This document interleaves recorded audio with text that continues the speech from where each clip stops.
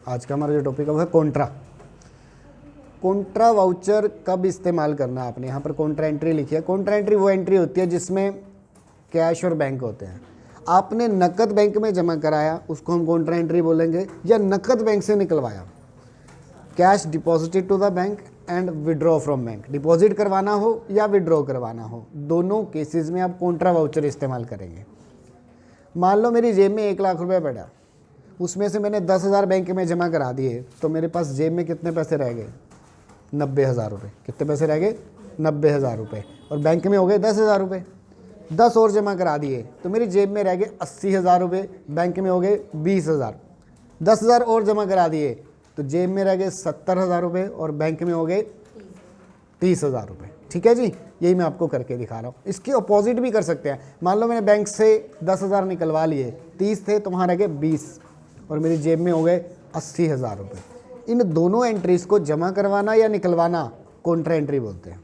ठीक है, deposit into bank और विड्रॉ फ्रॉम बैंक। तो आ जाओ टेली स्क्रीन पे। सबसे पहले हम एक नई कंपनी बनाते हैं, ऑल्ट F3 क्रिएट कंपनी। तो कंपनी हमने बना ली पूनम एंड कंपनी, एड्रेस डाल दिया यहाँ। तो सबसे पहले हमने क्या किया, यहाँ पर कंपनी बनाई, एड्रेस डाला, country India, state, pin code, mobile number, then पूरी डिटेल डाल के यहाँ पर आप कंट्रोल ए दबा दो ताकि वो सारी डिटेल ऑटोमेटिकली एक्सेप्ट हो जाए। ठीक है, तो एस्केप बटन से बाहर आके सबसे पहला स्टेप होता है आपने फीचर सेट करना है। F11 में जाना है, फिर कहाँ जाना है? अकाउंटिंग फीचर में। अकाउंटिंग फीचर में आपने पहला ऑप्शन है मेंटेन अकाउंट्स ओनली, उसको येस करना है और बाकी सारी ऑप्शंस आपने नो कर देनी है। बाकी सारी ऑप्शंस क्या कर देनी है आपने? नो कर देनी है।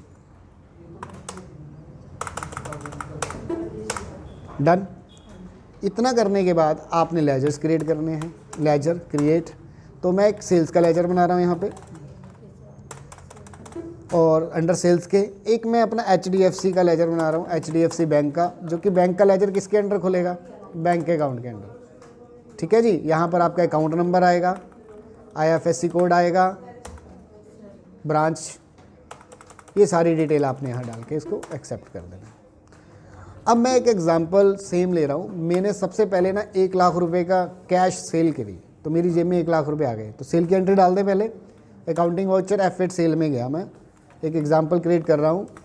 कैश, यहाँ कुछ नहीं डालना है, डिस्पैच डिटेल है। 1 लाख रुपए की सेल करी मैंने कैश दुकान पे आज, तो मेरी जेब में कितने पैसे हैं? 1 लाख रुपये। मैं चाहता हूँ उसमें से 10,000 बैंक में जमा करवा दूँ, तो आप जाएंगे कॉन्ट्रा वाउचर में। कौन से वाउचर में?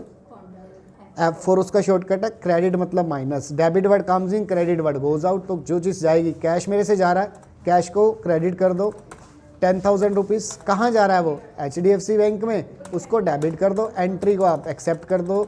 ये नोट की डिटेल्स है जो आपने करेंसी जमा कराई है, मैं यहाँ पर कुछ नहीं डाल रहा, एक्सेप्ट कर दिया। बैलेंस चेक करें। बैलेंस चेक करने का शॉर्टकट है DAC। D मतलब डिस्प्ले, A का मतलब अकाउंट बुक, C का मतलब कैश बैंक बुक।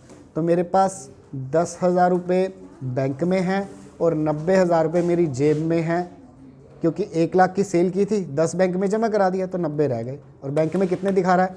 10,000। एक बार फिर से करते हैं, 10 और जमा कराते हैं, तो क्या हो जाएगा? बैंक में 20 और जेब में रह जाएंगे, मेरे पास कैश रह जाएगा 80,000 रुपीज़। बिल्कुल ठीक। अकाउंटिंग वाउचर F4 शॉर्टकट रहेगा, माइनस क्रेडिट किसको करूँ मैं? कैश को। कितना? 10,000, 10,000 रुपये, और HDFC को डेबिट कर दो। यहाँ पर सिंपल कंट्रोल ए दबा के इसको एक्सेप्ट कर दो। बैलेंस देखने का शॉर्टकट क्या बताया था मैंने? DAC, कीबोर्ड से DAC दबा दो, रिजल्ट आ गया। तो 20,000 रुपये बैंक में है और 80,000 रुपये जेब में, कैश पड़ा है मेरे पास। 10 और जमा कराते हैं।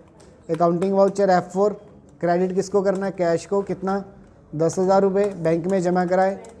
बैलेंस देखने के लिए कहाँ जाना है? DAC, display, account, cash, 70 and 30। एक बार फिर से करते हैं डिपॉजिट की एंट्री। क्रेडिट किसको करोगे? कैश। कितना? जमा कहाँ कराना है? बैंक में, उसको डेबिट कर दिया। 40-60 रह गया, चेक करें, DAC। डन। अब अपोजिट एंट्री डालते हैं। अब विड्रॉ कराना है, पैसे की ज़रूरत पड़ गई, बैंक से निकलवाओ। बैंक का पैसा निकलवाना है, अकाउंटिंग वाउचर F4 में जाओ, इस बार माइनस करोगे बैंक को। कितना? 10,000 रुपये। क्रेडिट हो गया बैंक और डेबिट हो गया कैश। बैलेंस हो गया 70/30 DAC। डन करके दिखाओ फिर।